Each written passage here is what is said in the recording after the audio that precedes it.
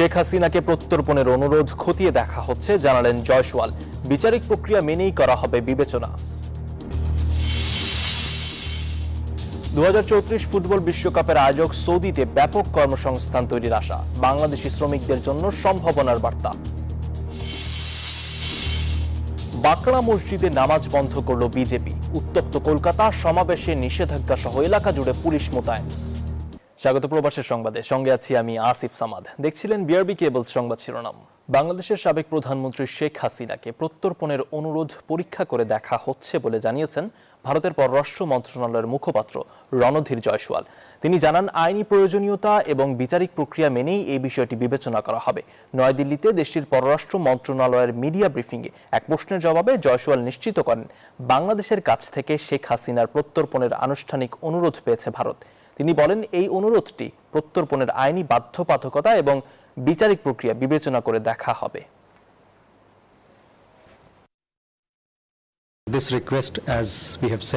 আমরা প্রত্যর্পণের জন্য একটা অনুরোধ পেয়েছি। যেমনটি আমরা আগে বলেছিলাম, অনুরোধটি পরীক্ষা করে দেখা হচ্ছে।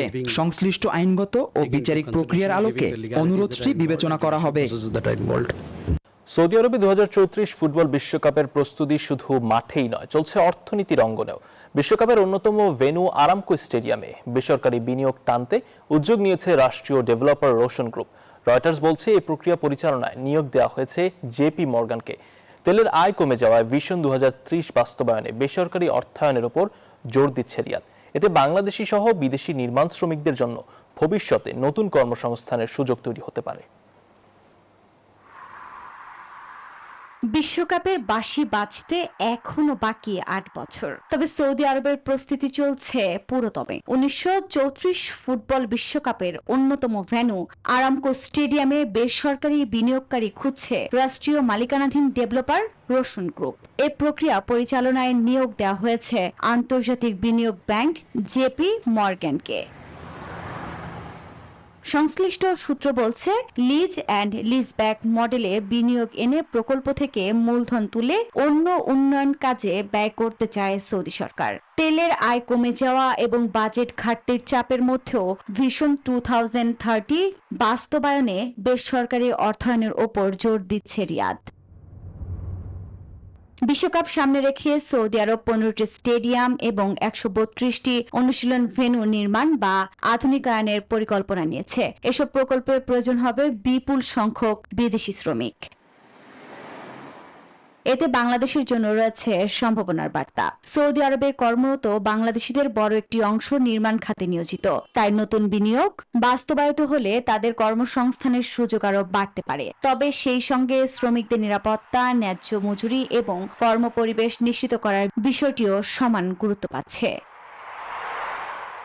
আফরিন মৌ, নিউজ 24।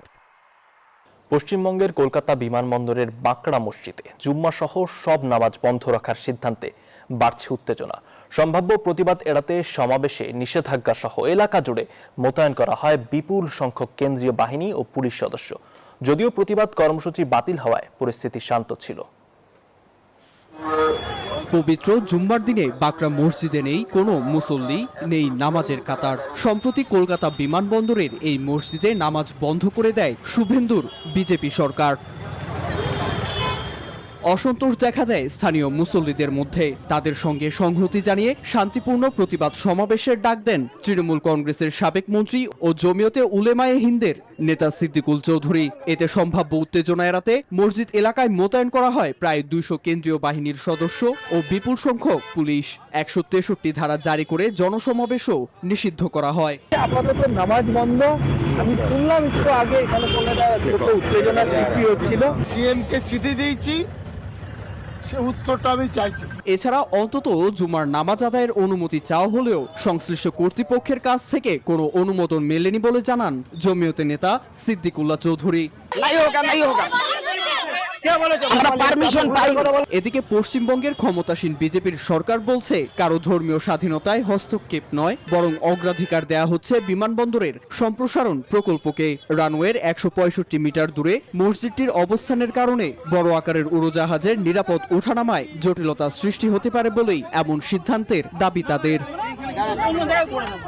Desk report, news 24।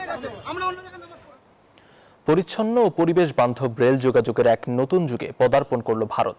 শুক্রবার দেশটির প্রথম হাইড্রোজেন ফুয়েল সেল চালিত ট্রেনের উদ্বোধন করেন প্রধানমন্ত্রী নরেন্দ্র মোদী। হরিয়ানার জিন্দ সোনিপত রুটে পরীক্ষামূলকভাবে চলবে এই ট্রেন, যা হাইড্রোজেন থেকেই নিজস্ব বিদ্যুৎ উৎপাদন করবে। ধোঁয়ার কালো রেখা পেছনে ফেলে রেলপথে উঠল সবুজ ভবিষ্যতের নতুন অধ্যায়। ডিজেলের পরিবর্তে এবার হাইড্রোজেনের শক্তি। ভারতে প্রথম হাইড্রোজেন ফুয়েল সেল চালিত ট্রেন যাত্রার উদ্বোধন করলেন দেশটির প্রধানমন্ত্রী নরেন্দ্র মোদী। হরিয়ানার 89 কিলোমিটার দীর্ঘ জিন্দ সোনিপত রুটে পরীক্ষামূলকভাবে চলবে 10 বগির এই ট্রেন। প্রচলিত ইঞ্জিনের মতো জ্বালানি পুড়িয়ে নয়, হাইড্রোজেন ফুয়েল সেল থেকেই উৎপাদন হবে এর প্রয়োজনীয় বিদ্যুৎ। ফলে ধোঁয়া কিংবা কার্বন নির্গমন প্রায় নেই বললেই চলে। একসঙ্গে প্রায় 2600 যাত্রী বহনের সক্ষমতা রয়েছে ট্রেনটির। ভারতের কাছে এটি শুধু একটি নতুন ট্রেন নয়, বরং ভবিষ্যতের রেল ব্যবস্থার পরীক্ষা মঞ্চ। সফল হলে ডিজেলের উপর নির্ভরতা কমিয়ে আরও অনেক রুটে ছড়িয়ে পড়বে এই প্রযুক্তি, বিশেষ করে যেখানে বিদ্যুতায়ন এখনও সহজ নয়। Desk report, news 24। প্রবাসের সংগঠনের সাংগঠনিক ভিত্তি আরও সুদৃঢ় করা এবং প্রবাসী বাংলাদেশিদের সাংবিধানিক ভোটাধিকার নিশ্চিত করার প্রত্যয়ে মালদ্বীপে বাংলাদেশ জাতীয়তাবাদী দল বিএনপির কর্মী সমাবেশ অনুষ্ঠিত হয়েছে। রাজধানী মালের সিভিল অডিটোরিয়ামে অনুষ্ঠিত এই কর্মী সমাবেশে সভাপতিত্ব করেন মালদ্বীপ বিএনপির সভাপতি মোহাম্মদ খলিলুর রহমান। প্রধান অতিথি হিসেবে বক্তব্য দেন বিএনপির কেন্দ্রীয় নির্বাহী কমিটির আন্তর্জাতিক বিষয়ক সম্পাদক আনোয়ার হোসেন খোকন।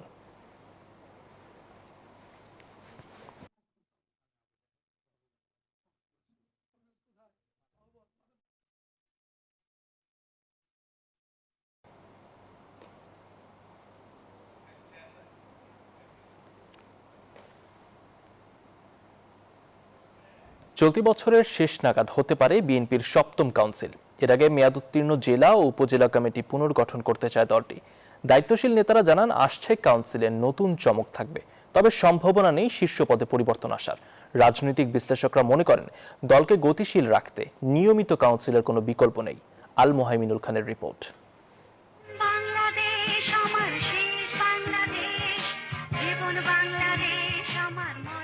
বিএনপির সবশেষ কাউন্সিল অনুষ্ঠিত হয়েছে 2016 সালের 19 মার্চ। এরপর নানা রাজনৈতিক প্রতিকূলতা আর ঘাত প্রতিঘাতে কেটে গেছে এক দশক। ফলে গঠনতন্ত্র অনুযায়ী প্রতি 3 বছর পর পর কাউন্সিল হওয়ার কথা থাকলেও তা সম্ভব হয়নি।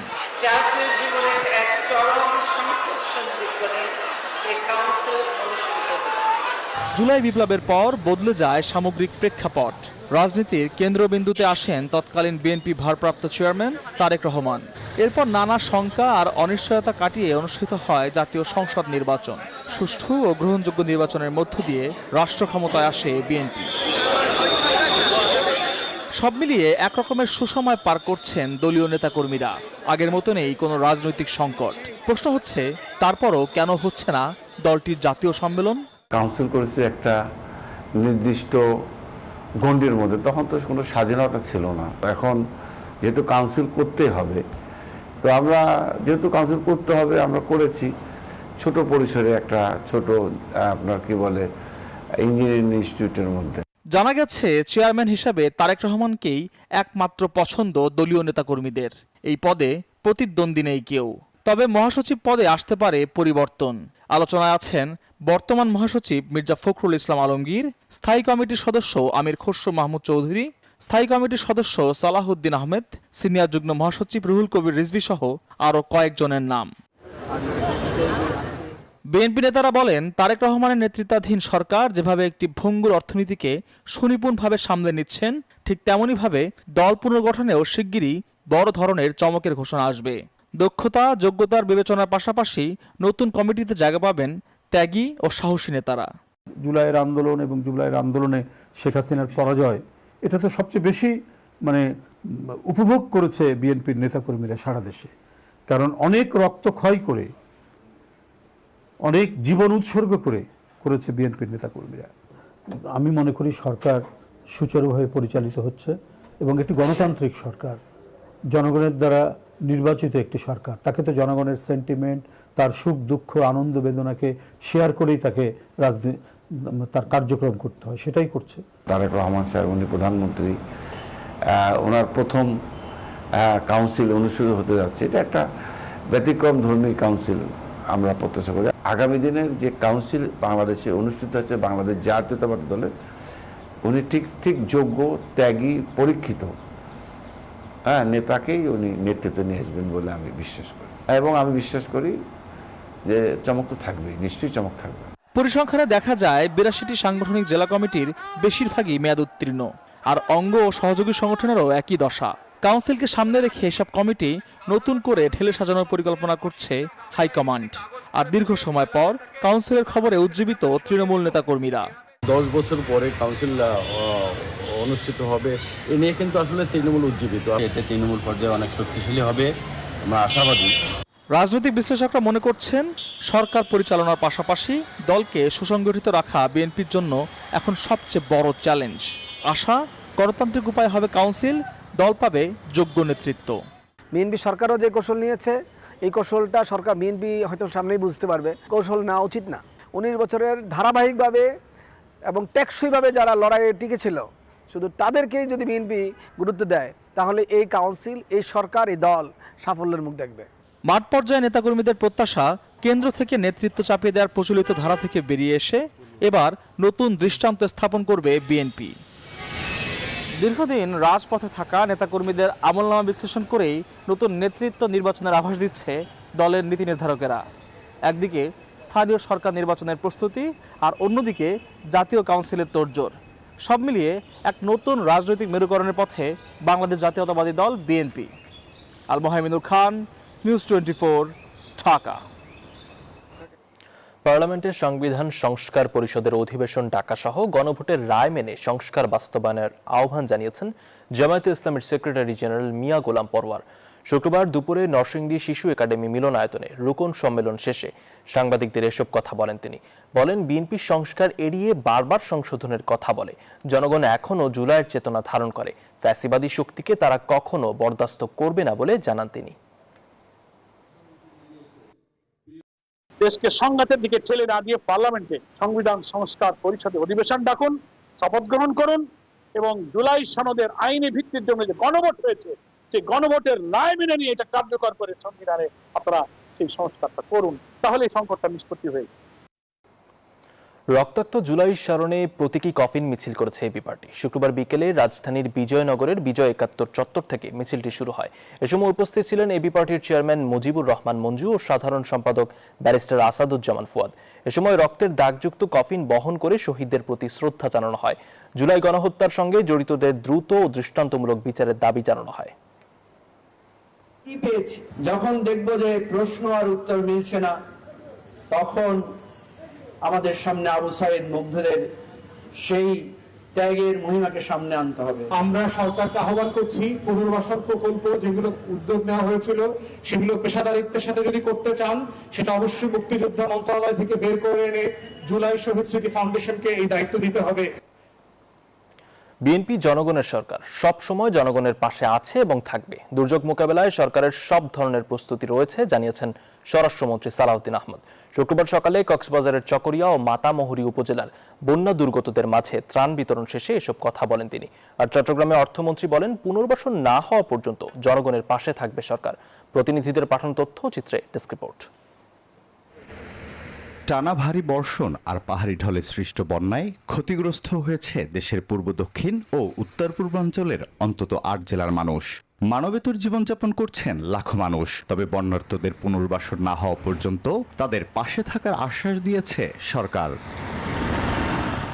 দুপুরে কক্সবাজারের চকরিয়া ও মাতামুহুরী উপজেলার বন্যা কবলিত এলাকা পরিদর্শন সহ ক্ষতিগ্রস্ত মানুষের খোঁজ খবর নেন স্বরাষ্ট্রমন্ত্রী সালাউদ্দিন আহমেদ। দুর্গতদের সহায়তায় সরকার সব ধরনের প্রস্তুতি নিয়েছে বলেও জানান তিনি। সমস্ত ক্ষতিগ্রস্ত মানুষের পাশে আমরা, কৃষকদের পাশে আমরা আমাদের যথাযথ সরকারি এবং বেসরকারি সহযোগিতা নিয়ে আমরা দাঁড়াবো। এদিকে সকালে চট্টগ্রামের পতেঙ্গায় দুর্গতদের মাঝে ত্রাণ সামগ্রী বিতরণ করেন অর্থমন্ত্রী আমির খসরু মাহমুদ চৌধুরী। এ সময় মন্ত্রী জানান, ত্রাণ বিতরণের পরপরই পুনর্বাসনের পদক্ষেপ নেওয়া হবে। চিন্তার কোনো কারণ নাই, সর্বপ্রস্তুতি নেওয়া আছে এবং কাজ অব্যাহত আছে। এবং যতক্ষণ পুনর্বাসন কাজ শেষ না হয় ততক্ষণ আমাদের পক্ষ থেকে, সরকারের পক্ষ থেকে সমস্ত কার্যক্রম অব্যাহত থাকবে। চট্টগ্রামের চন্দনা এসেও বন্যা কবলিত এলাকা পরিদর্শন ও ক্ষতিগ্রস্ত কৃষকদের মাঝে বীজ ধান বিতরণ করেন কৃষিমন্ত্রী মোহাম্মদ আমিনুর রশিদ। এ সময় কৃষকদের জন্য বিশেষ প্রণোদনার ব্যবস্থার কথাও জানান তিনি। এই সরকার কৃষকের সরকার, যেই সরকার মিনি কোল্ড স্টোরেজের চিন্তা করে, আপনার কি মনে হয় এই কৃষক কিভাবে ঘুরে দাঁড়ানোর জন্য চিন্তা করছে? না, অবশ্যই করছে। এদিকে বন্যা দুর্গতদের পুনর্বাসন সহ ক্ষুদ্র ঋণের কিস্তি 1 মাস স্থগিত থাকবে বলে জানিয়েছেন চট্টগ্রাম বিষয়ক মন্ত্রণালয়ের প্রতিমন্ত্রী ব্যারিস্টার মীর হেলাল। বন্যা পরবর্তী সময়ে ওনারা যে ক্ষয়ক্ষতির শিকার হয়েছে, আমরা যেন কিছুটা হলেও সরকারের পক্ষ থেকে বা রাষ্ট্রের পক্ষ থেকে তাদেরকে আবার পুনর্বাসনে বা স্বাভাবিক জীবনে ফেরত যেতে আমরা যেন সেই সাহায্যটা তাদেরকে করতে পারি। এ সময় স্থানীয় সংসদ সদস্য জসিমউদ্দিন আহমেদ সহ জেলা ও স্থানীয় পর্যায়ের বিএনপি নেতাকর্মীরা উপস্থিত ছিলেন। Desk report, news 24। কক্সবাজারের মহেশখালীর দুর্গম পাহাড়ে অভিযান চালিয়ে অস্ত্র, গোলাবারুদ ও অস্ত্র তৈরির সরঞ্জাম উদ্ধার করেছে বাংলাদেশ কোস্টগার্ড। এ সময় মিন্টু বাহিনীর প্রধান মিন্টুকে আটক করে পুলিশ। এক সংবাদ বিজ্ঞপ্তিতে অভিযানের তথ্য জানায় কোস্টগার্ড। কেরুন্তলি পাহাড়ি এলাকায় একটি সশস্ত্র গোষ্ঠী আগ্নেয়াস্ত্র তৈরি করছে এবং সরবরাহের প্রস্তুতি চলছে বলে গোপন সূত্রে জানতে পারেন তারা। এমন তথ্যে শুক্রবার সকাল 6টার দিকে অভিযান শুরু হয়। অভিযানে 5টি দেশীয় 1নলা বন্দুক, 9টি দেশীয় পিস্তল, একটি বিদেশি পিস্তলের ম্যাগাজিন, 20 রাউন্ড তাজা গুলি, 12 রাউন্ড তাজা কার্তুজ, অস্ত্র তৈরির বিভিন্ন সরঞ্জাম উদ্ধার করা হয়। এর ফলে সাধারণ জেলের জন্য নিরাপদ সমুদ্র নিশ্চিত করার একটা প্রচেষ্টা সফল হলো। এই বাহিনীর অন্যান্য সদস্যদের আটকে গোয়েন্দা নজরদারি ও টহল কার্যক্রম জোরদার করা হয়েছে। জব্দকৃত আলামত ও আটককৃত সন্ত্রাসীর পরবর্তী আইনানুগ ব্যবস্থা গ্রহণের কার্যক্রম প্রক্রিয়াধীন রয়েছে। গাজীপুর মহানগরের দক্ষিণ শালনা এলাকায় একটি পোশাক কারখানায় ভয়াবহ অগ্নিকাণ্ডের ঘটনা ঘটেছে। পরে ফায়ার সার্ভিসের 4টি ইউনিটের প্রায় 1.5 ঘন্টার চেষ্টায় আগুন নিয়ন্ত্রণে আসে। শুক্রবার বিকেলে তাকুয়া নিট কম্পোজিট কারখানার ভেতরে আগুনের সূত্রপাত হয়। খবর পেয়ে দ্রুত ঘটনাস্থলে পৌঁছায় জয়দেবপুর ও বোর্ডবাজার ফায়ার সার্ভিসের 4টি ইউনিট। দীর্ঘ 1.5 ঘন্টার চেষ্টার পর আগুন নিয়ন্ত্রণে আনতে সক্ষম হন ফায়ার সার্ভিস কর্মীরা। তবে অগ্নিকাণ্ডের সুনির্দিষ্ট কারণ এখনো জানা যায়নি। আমরা কাজ শুরু করি এবং এখানে একটা ভালো দিক হচ্ছে একটা পুকুর ছিল, যার ফলে আমাদের আগুনটা খুব বেশি বেগ পেতে হয় নাই। বাট 17টা 27 মিনিটের সময় আমরা আগুনটা নিয়ন্ত্রণ দিয়েছি। এখানে 2টা স্টেশনে টোটাল 4টা ইউনিটে কাজ করেছে। ক্রাইম রিপোর্টার্স অ্যাসোসিয়েশন অব বাংলাদেশের উদ্যোগে ক্রাব চিত্রাঙ্কন প্রতিযোগিতা 2026 অনুষ্ঠিত হয়েছে। শুক্রবার সকালে রাজধানীর ক্রাব মিলনায়তনে এই প্রতিযোগিতা অনুষ্ঠিত হয়। এতে 3 বিভাগে অনূর্ধ্ব 15 বছর বয়সী মোট 43 জন শিক্ষার্থী অংশ নেয়। ক্ষুদে শিক্ষার্থীরা রং তুলির আঁচড়ে ছবি আঁকার মাধ্যমে তাদের শৈল্পিক প্রতিভা ফুটিয়ে তোলে। আগামী 23 জুলাই এই প্রতিযোগিতার পুরস্কার বিতরণী অনুষ্ঠিত হবে। এই ছিল প্রবাসী সংবাদে সঙ্গে থাকার জন্য ধন্যবাদ।